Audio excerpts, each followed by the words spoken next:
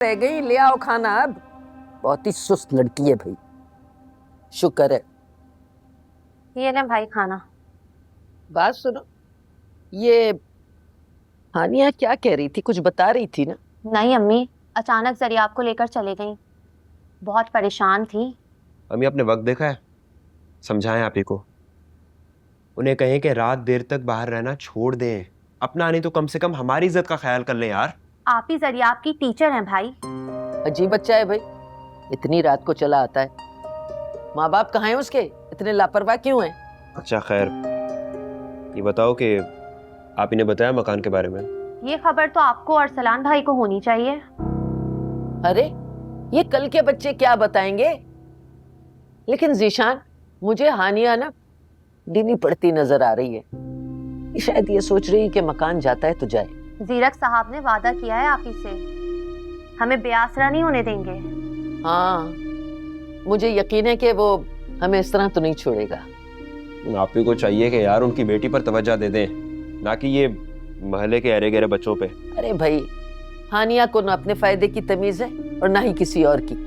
खुदाई फौजदार बनी हुई है बस। बात सुन, जाके मेरे लिए भी कुछ खाने को लिया। सदमे की वजह से कल से मैंने कुछ खाया नहीं है। जल्दी आ जाना अब। तुम लोग जनाजे पे गए थे? नहीं अम्मी, छोड़ दें, दफा करें इनको। मुझे सिर्फ अपनी वीजा की परेशानी है, मिल जाए तो निकलूं यहाँ से। सही कह रहा है। नचा सारा नचा है। अरे आजा, बहुत सुस्त है भाई। आप रोएंगी तो जरियाब भी परेशान होगा।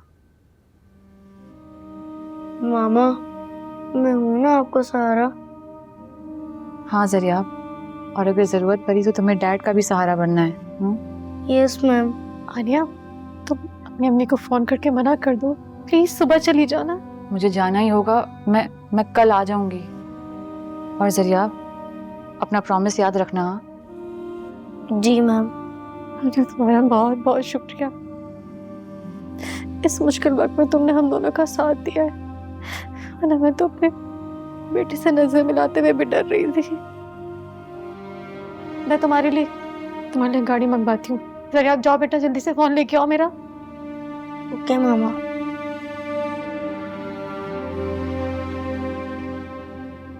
आप याद रखिएगा कि जरियाब का बचपन जो उससे छिन चुका है, अब आपने ही उसे लौटाना है,